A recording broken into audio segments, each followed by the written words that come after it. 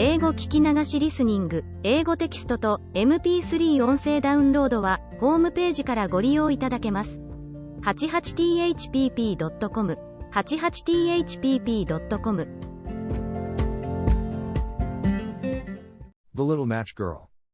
Most terribly cold it was, it snowed, and was nearly quite dark, and evening, the last evening of the year. In this cold and darkness there went along the street a poor little girl, bareheaded and with naked feet. When she left home she had slippers on, it is true, but what was the good of that?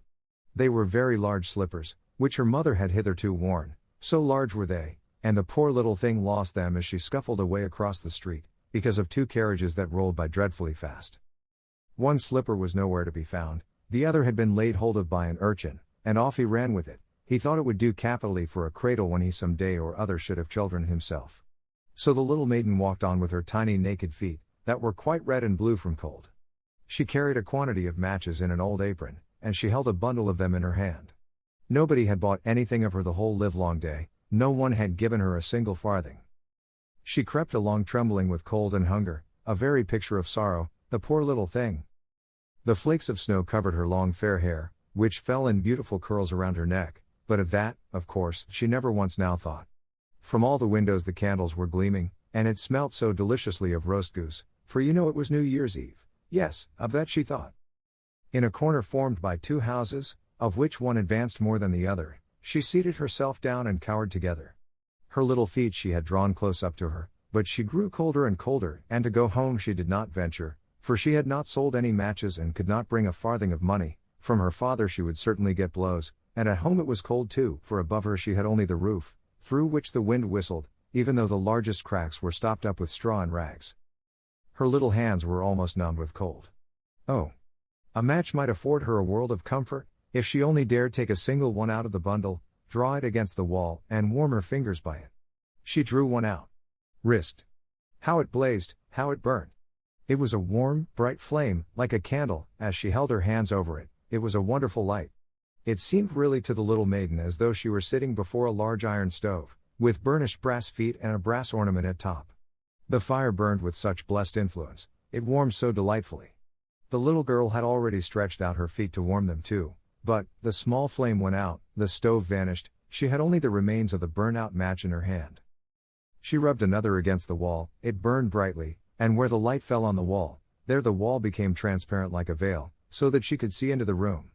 On the table was spread a snow-white tablecloth, upon it was a splendid porcelain service, and the roast goose was steaming famously with its stuffing of apple and dried plums. And what was still more capital to behold was, the goose hopped down from the dish, reeled about on the floor with knife and fork in its breast, till it came up to the poor little girl, when the match went out and nothing but the thick, cold, damp wall was left behind. She lighted another match. Now there she was sitting under the most magnificent Christmas tree. It was still larger, and more decorated than the one which she had seen through the glass door in the rich merchant's house. Thousands of lights were burning on the green branches, and gaily colored pictures, such as she had seen in the shop windows, looked down upon her. The little maiden stretched out her hands towards them when the match went out. The lights of the Christmas tree rose higher and higher, she saw them now as stars in heaven. One fell down and formed a long trail of fire. "Someone is just dead," said the little girl, for her old grandmother, the only person who had loved her, and who was now no more, had told her that when a star falls, a soul ascends to God. She drew another match against the wall, it was again light, and in the luster there stood the old grandmother, so bright and radiant, so mild, and with such an expression of love. "Grandmother," cried the little one. "Oh, take me with you. You go away when the match burns out, you vanish like the warm stove, like the delicious roast goose, and like the magnificent Christmas tree." And she rubbed the whole bundle of matches quickly against the wall, for she wanted to be quite sure of keeping her grandmother near her. And the matches gave such a brilliant light that it was brighter than at noonday. Never formerly had the grandmother been so beautiful and so tall. She took the little maiden on her arm, and both flew in brightness and in joy so high, so very high, and then above was neither cold, nor hunger, nor anxiety, they were with God. But in the corner, at the cold hour of dawn, sat the poor girl, with rosy cheeks and with a smiling mouth, leaning against the wall, frozen to death on the last evening of the old year. Stiff and stark sat the child there with her matches, of which one bundle had been burnt. She wanted to warm herself, people said. No one had the slightest suspicion of what beautiful things she had seen, no one even dreamed of the splendor in which, with her grandmother she had entered on the joys of a new year.